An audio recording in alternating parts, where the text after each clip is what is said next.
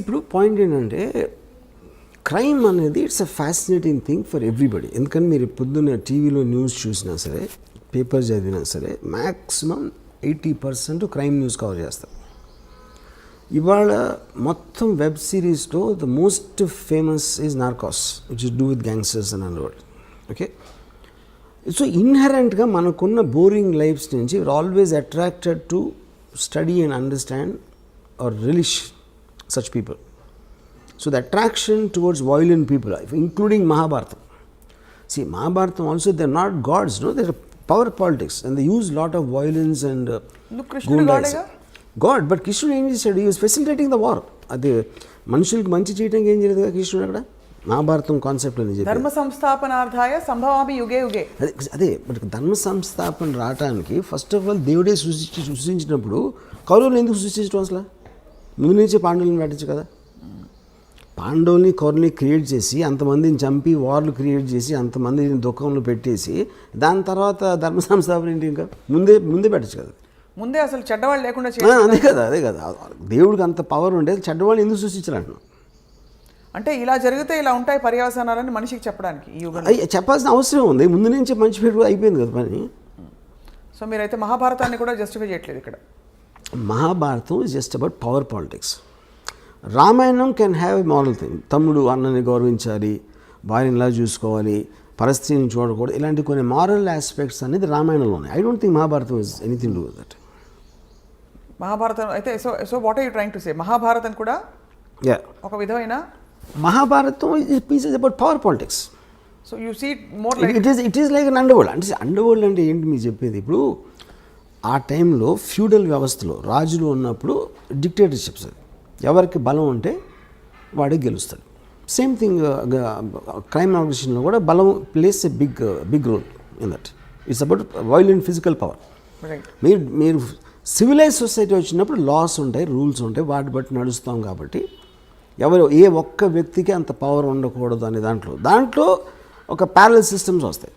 అప్పుడు under world main thing. Mahabharatam టైంలో feudal time, Mahabharatam అని ఒకటే అంటలేదు, రాజుల టైంలో బలం ఉన్నోడిదే రాజ్యం అన్నదానికి ఒక క్రిమినల్ ఆర్గనైజేషన్కి ఏమి డిఫరెన్స్ లేదు. సో మొత్తం మీద వర్మ గారు ఈ సినిమా కాస్టింగ్లో కానీ కీలకమైన పాత్రధారుల్లో మీరు ఏమన్నా ప్రత్యేకమైన బాడీ లాంగ్వేజ్ ఇవన్నీ స్టడీ చేయడానికి మీ రీసెర్చ్ కానీ ఎక్కడి నుంచి దొరికింది? బికాస్ దావుద్ ఇబ్రాహీంకి సంబంధించి ఒకటో రెండో ఫోటోలు తప్ప ప్రపంచం ఆయన చూడలేదు సరే. అండ్ ఇంకొక సూట్ సరే, ఇది అయ్యాక రెండో సూటి ప్రశ్న.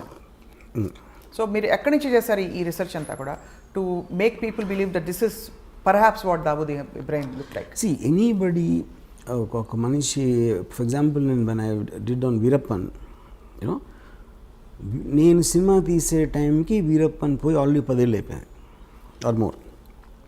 సో ఏది మీరు చేసినా in the research most authentic sources మీకు సాధ్యమైనంత వరకు. ఇప్పుడు నిజం అనేది బిలీవబుల్గా ఉండాలి. నిజం అనేది ఎవరికి తెలియదు ఎప్పటికీ, ఎందుకంటే మీరు ఆ టైంలో మీరు లేరు, అది చేసినప్పుడు మీరు లేరు. అలాంటప్పుడు మీరు రిపోర్ట్ చేసిన, ఒక కథ రాసిన, ఒక కాలం రాసిన, సినిమా తీసిన, the way your piecing it together it should sound truthful, you know. So ఇప్పుడు నేను సపోజ్ 5 అడిగాను అనుకోండి దావుద్ ఇబ్రాహీం గురించి, 5 వర్షన్స్ చెప్తున్నారు. అతను ఎలాంటి అతను ఒక 3 చెప్పండి మాకు. అంటే ఒకడేమో అసలు నాకు అది చాలా పిరికోడండి, మీడియా చేసింది, అసలు అది ఏమీ లేదు అని చెప్పాడు ఒకడు. ఇంకోడు అంత తెలివైనడు, అసలు ప్రపంచంలో ఉన్నాడు అని చెప్పాడు ఒకడు. ఇంకోడేమో అసలు తన చేతికి మట్టకుండా చేస్తాడు, అసలు చాలా పెద్ద మ్యానిపులేటర్ అని చెప్పాడు.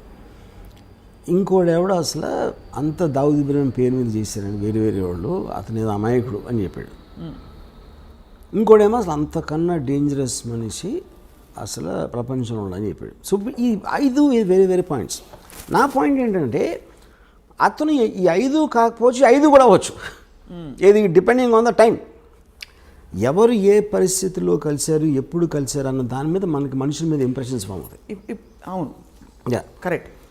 మీరు క్యారెక్టరైజేషన్ ఇస్తున్నప్పుడు ఎవరేం చెప్పినా కూడా దావుద్ ఇబ్రాహీం గొంతు సన్నగా ఉందనుకోండి, క్యా బేటా కైసా హై అని ఉందనుకోండి, ఒక పెద్ద గ్యాంగ్స్టర్ని మీరు అలా చూపించలేరు, గంభీరంగా చూపించాలి, ఒకలాంటి ఒక లుక్ ఒక విధమైన ఏం చెప్పాలి, ఒక హీరోయిక్ని కల్పించక తప్పదు.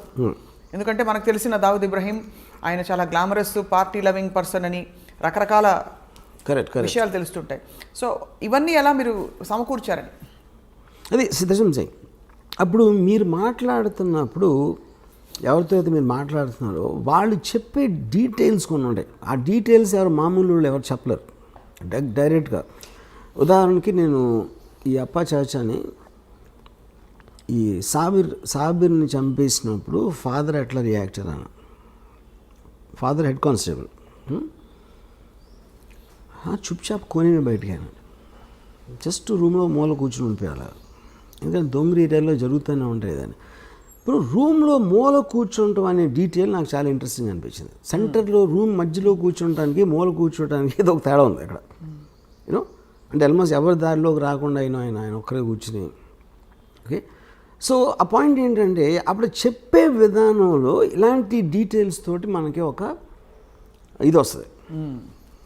యూనో ఇప్పుడు వీరప్పన్ గురించి నాకు ఒక పోలీస్ ఆఫీసరు ముద్దుమలై ఫారెస్ట్లో ఎప్పుడు కలిసినప్పుడు చెప్పాడు, సరే వీరప్పను పులి మీద తిరుగుతూ ఉంటాడు అని చెప్పాడు. ఆ మాట చెప్పగానే మనకు ఫస్ట్ పోతుంది. ఎవరు అతను అక్కడ లోకల్ మనిషి పోలీస్ ఇన్స్పెక్టరు అయినా కూడా వీరప్పని పులి మీద తిరుగుతాడంటే అది ఒకవేళ నిజంగా తిరిగినా మనం నమ్మం. సో నిజం అనేది నమ్మబుల్గా ఉండాలి, అంతేగాని అది నిజం అని కాదు బేసిక్గా.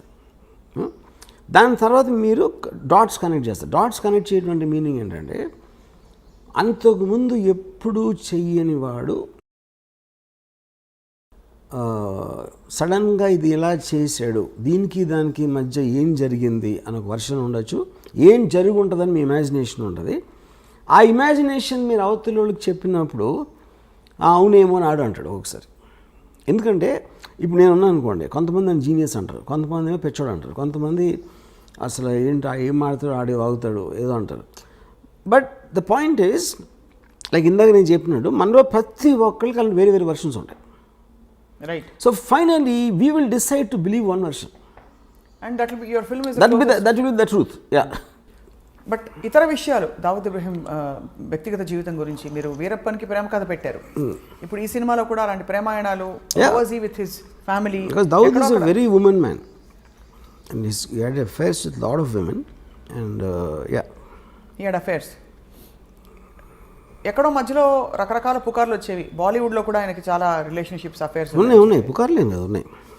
He actually was living with Mandakini, married Mandakini, for nearly 10 years. Yeah. What was the last time we heard of Dawood Ibrahim in అంటే ఆయన జాడలు కానీ? We are hearing it now, right now, yes, because of the Sachin Wajee connection. Yes. So మరి ఈ టైంలో ఇంత సున్నితమైన ఈ విషయం మీద మీరు సినిమా తీస్తే మిమ్మల్ని దేశద్రోహి అని ఎవరన్నా అంటే ముద్ర వేస్తే మీరు ఒప్పుకుంటారా? అదే ఇప్పుడు ఫస్ట్ ఆఫ్ ఆల్ దేశంలో దావుద్ ఇబ్రాహిం ఏం చేశాడు అని ఎవరికి తెలియదు. ఫస్ట్ మనకు ఒక ఫ్యాషన్ అయిపోయింది మాట్లాడితే దావుద్ ఇబ్రాహిం అని చెప్పడం. మీరు చెప్తే నమ్మరు, Dawood Ibrahim most wanted criminal in India for last 30-40 years. Okay, actual ఉన్న కేసులు రెండే. What are the two cases? ఒకటేమో సమద్ ఖాన్ అని ఒక మర్డర్ జరిగింది. సమద్ ఖాన్ని 4-5 కలిసి చంపారు. దాంట్లో దావూద్ ఉన్నాడు అనేది ఒక ఎలిగేషన్ ఉంది ఒకటి. రెండోది 93 బ్లాస్ట్. 93 బ్లాస్ట్లో accused number 1 Bombay police charge sheet ప్రకారం 13 years ట్రయల్ జరిగిన తర్వాత ఒక విట్నెస్ కానీ ఒక సర్కమ్స్టాన్షియల్ ఎవిడెన్స్ కానీ మటీరియల్ ఎవిడెన్స్ కానీ దొరకలేదు దావూద్ని లింక్ చేయడానికి. కానీ దావూద్ ఇంకా క్రిమినల్. ఎందుకు? అతను సమన్స్ ఆన్సర్ చేయలేదు కాబట్టి. సో ఇప్పుడు అతను వస్తే నేనే చేశాను అన్న ఒక ఎవిడెన్స్ ఉంది, కానీ ఇంకో కౌంటర్ ఎవిడెన్స్ అనేది ఇంపాసిబుల్ సృష్టించడం. సో ఒకవేళ తను వచ్చి లొంగిపోతే ఇమీడియట్ వదిలేసి వస్తుంది. ఓకే, వాళ్ళు ఏదో డీలే చేస్తారు ఇలాంటివన్నీ చేసి, బట్ తను రావాల్సిన అవసరం లేదు. సో బేసిక్గా మనం ఎంతసేపు తాగుతాం పెద్ద క్రిమినల్ ఏం చేసినా ఎవరికి తెలియదు. కానీ ఏ క్రైమ్స్లో ఆయన actually involved other than all this? See నాకు పర్సనల్గా నా రీడింగ్ ఏంటంటే is a highly intelligent guy and he used crime in the beginning days to become legitimately successful. So తను దుబాయ్ షిఫ్ట్ అయిపోయిన తర్వాత ఈ కసినోసు లేకపోతే హోటల్స్ ఇలాంటివన్నీ లీగల్ బిజినెస్ స్టార్ట్ చేసి ఈ was living very posh cars and big bungalows and షేక్ తోటి లంచ్ చేసాడు, దుబాయ్ షేక్ తోటి. యూనో ఆ స్టేజ్కి వెళ్ళిన తర్వాత అసలు క్రైమ్ చేయాల్సిన అవసరం లేదు. ఎవరైనా క్రైమ్ ఎందుకు చేస్తారు? There has to be some reason for to do that. Already తన సక్సెస్ 1986లో వచ్చిన తర్వాత why would be indulging in it? అలా చూస్తే అంటే పవర్కి అంత ఉంటుందా? అంత ఉండదు. కానీ అదే అంత కానీ దాని తర్వాత if is legally making hundreds and thousands of crores, why would you do this cheap things like 50 lakhs? అంటే కిక్ కాదా? Is it not I mean that kind of getting that kind of power ని అవసరానికి వాడుకోవడం కూడా తప్పే. But what is ఇప్పుడు two different things. 93 before people use to take pride boy को जानता हूँ, బాయ్ ने డిన్నర్ भी बुलाया. ఈ పెద్ద వాళ్ళందరూ actually they use to flaunt their connections. Because అప్పుడు అండర్ వరల్డ్ ఏంటంటే it was more like a ఒక ఫ్లాంబాయింట్ థింగ్.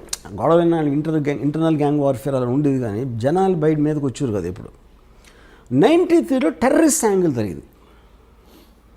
ఐఎస్ఐ మౌలానా 93 బ్లాస్ట్ మౌలానా టెర్రర్ యాంగిల్ అనేది అటాచ్ అయింది. That is when the perception change. కానీ ఆ పర్సెప్షన్ ఎందుకు వచ్చింది? Because the police have charged him, which they can't prove till today. Except for that we never heard of him in any case. Okay, తర్వాత ఇప్పుడు already తను అనిల్ కపూర్, సంజయ్ దత్ లాంటి పెద్ద stars తన పక్కన ఉండి దుబాయ్ షేక్ తోటి లంచ్ చేస్తున్నాడు. Why would involve in this petty crime? దాని మూలానే మీకు ఆ పవర్ ఎక్కువ. కానీ ఎవరికో ఫోన్ చేసి 50 లక్షలు 1 కోటి రూపాయలు అని బెదిరించి చేసేది దానికన్నా అదే ఎక్కువ, ఇది ఎక్కువ. అంటే అదే స్థాయిలో 50 crores 50 lakhs 1 crore ఉంటుందని ఎందుకు అనుకోవాలి? ఇంకా పెద్ద స్థాయిలో దేశానికి అంటే చాలా తీవ్ర స్థాయిలో భద్రతకి ముప్పు కలిగించే. That is when the 93 blast happened. 93 బ్లాస్ట్లో బికాజ్ 92 డిసెంబర్లో చాలామంది ముస్లిమ్స్ని శివసేన వాళ్ళు చంపేశారు అయోధ్య తర్వాత. వాటికి పగ తీర్చుకోవటానికి వీళ్ళందరూ వెళ్ళి కాళ్ళ మీద పడిపోయి బాంబేలో మమ్మల్ని బతకనివ్వరు అని మొత్తం బైకలా దొంగరి మహమ్మద్ అలీ రోడ్లో ఉన్న ముస్లిమ్స్ మాకున్న దైవం ఒక్కడవే అని చెప్తే ఆ ఎమోషన్లో పగ తీర్చుకోవటానికి ఈ సీరియల్ బ్లాస్ట్ చేసాడు అనేది జనరల్ బిలీఫ్. ఇది when the police the first part of it is also general belief. ఇది ఇలా ఫలానా శివసేన వాళ్ళు చంపించారు, అది correct. That is recorded thing. That is recorded. But దానివల్లే ఇది చేయించారు అన్నది general belief. Yeah, general belief including the Bombay police charge sheet. అరే ప్రతీకార చర్య. Yeah, to take revenge on the killing of the Muslims in December is why he did the blast అనేది official charge sheet అది. So which means ఆయన scale of crime ఒక వ్యక్తిగత cause నుంచి ఒక సమూహానికి సంబంధించిన కాజ్గా పెరిగింది. అండ్ ఈ విషయంలో ఆల్సో కొంచెం దేశ పౌరులు, దేశ భద్రత, ఒక మతపరమైన చర్యగా కూడా మారింది. So he scale of operation has grown. So what is the guarantee? But see, నేను two things. What though did is different, what the police are saying is different, what I believe is different. This kind of a person I believe will not do it to jeopardize his entire operations. ఎందుకంటే దాని మూలాన maximum నష్టం ఎవరికి వచ్చింది? దావుద్ ఇబ్రహీంకి వచ్చింది serial blast మూలాన. So you because completely cut off from the అందులో ఆయనకు వచ్చేది ఏం లేదు, కానీ కాబట్టి ఆయన చేయడంటారు. Yeah, because it's too smart and too selfish to indulge in this public charity. Even if it's triggered religiously. What? Because he's not a religious guy, first of all. He never went to a mosque. Yeah. He never went to a mosque. How do you have evidence of that? But he never talked about God. All Muslims maximum God in front చేస్తారు కదా ఇప్పుడు. Dawood Ibrahim never spoke about God. So ఈ కాంటెక్స్లో వర్మ గారు, your mentioning Anil Kapoor, Sanjay Dutt వీళ్ళందరూ కూడా ఆయన సన్నిహితంగా ఉండేవారు. ఆ సాన్నిహిత్యం అసలు ఎలా ఏర్పడుతుంది అంటే ఒక గ్యాంగ్స్టర్ అని తెలిసే వెళ్తారా బాలీవుడ్ నటులు అంటే? ఎందుకంటే ఆ టైంలో అండర్ వరల్డ్ అనే వర్డ్ మనం ఇప్పుడు యూజ్ చేసిన కాంటెక్స్లో ఉండేది కదా అసలు. వాళ్ళందరూ పవర్ఫుల్ పీపుల్ అక్కడ. బడా ఆద్మీ బహుత్ ఏ అని ఒక హీరో లాగా చూసేవారు గ్యాంగ్స్టర్స్ని. వీళ్ళు హీరోలు అందరూ కూడా సిటీలో ఇప్పుడు ఫర్ ఎగ్జాంపుల్ పరిటాల రవి ఉన్నాడు. Paritala Ravi very violent and dangerous గా అంటారు.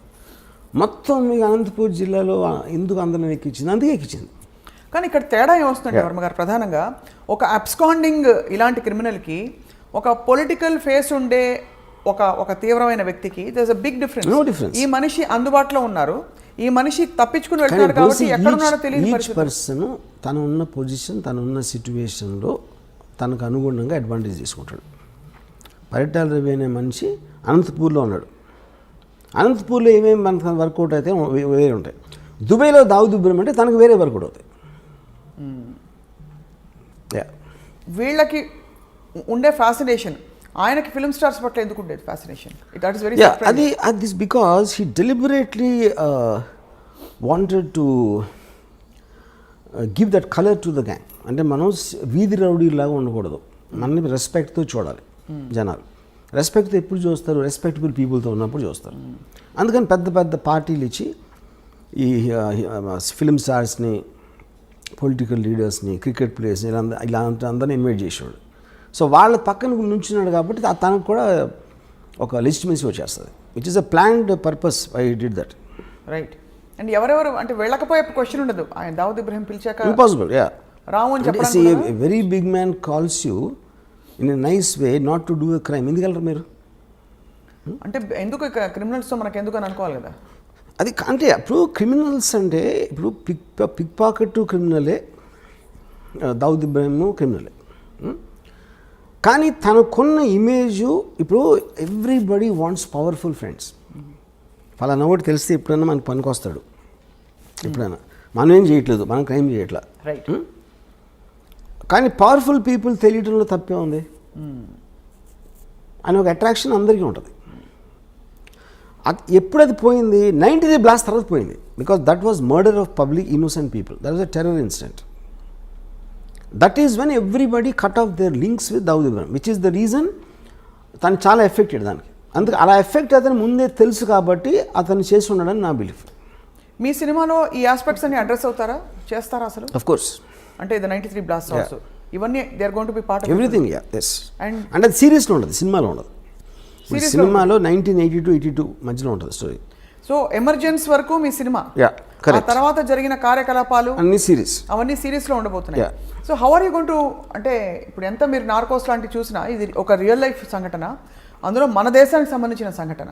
సరే మీరు దేశభక్తి ఉందే లేదు అని చెప్పినా కూడా ఎక్కడో అక్కడ మీకు కొంచెం ఉంటుంది కదా, అంటే ఒక విధమైన concern. How are you going to justify making series on this? I am not telling first of all justifying that Dawood Ibrahim is good for the country or bad for the country. జరిగిన journey చూపెడతాను. Then it's up to the people. ఇప్పుడు నేను మన దేశానికి స్వాతంత్రం తెచ్చింది దావుద్ ఇబ్రహీం చెప్పట్లేదు కదా నేను. What exactly he's I'm showing that.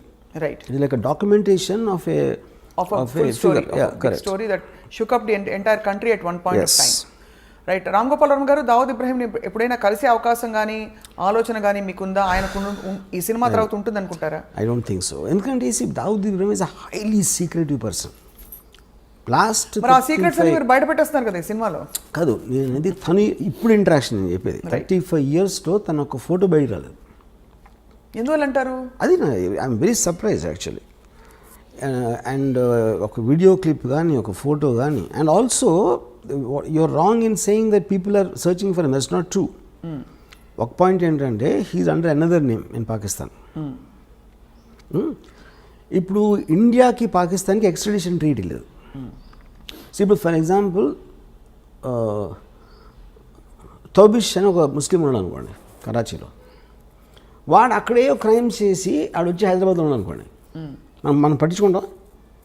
మనం పాకిస్తాన్లో ఎవడో ఏదో చేస్తే మనం ఇప్పుడు క్రైమ్ అనేది ఇప్పుడు జ్యూరిస్డిక్షన్ మన దగ్గర ఉండి మన దగ్గర ఉన్నప్పుడు క్రైమ్ చేయాలి. సో ఎవరు చూడడం లేదంటారు? ఎవరు చూడలేదు. సో ఆయన ఎక్కడైనా ఎయిర్పోర్ట్ లోకి వచ్చి కనిపించలేతే మీ గోవా బీచ్ లో షూటింగ్ సెట్ పక్కన ఇండియాలో ఈజ్ వాంటెడ్ పర్సన్. అదే అడుగుతున్నా, ఇండియాలోనే చెప్పాను హీస్ వాంటెడ్ కదా. ఇండియాలో కాదు, మీరు ప్రపంచం అంతా ఎదుగుతుంది. ప్రపంచం అంతా తిరిగి వెతుకుతున్నారని మన వాళ్ళు. They are going world around the world looking for him. No, they're not. They all believe that he is in Pakistan. He is known to be in Pakistan. Yeah. But they can't go into Pakistan, ante. Right. Which is why he is hiding there. But now he is actually in the form of your hero. మీ పాత్రగా ఇప్పుడు తెర ముందుకు వస్తుంది దావుద్ ఇబ్రహీం.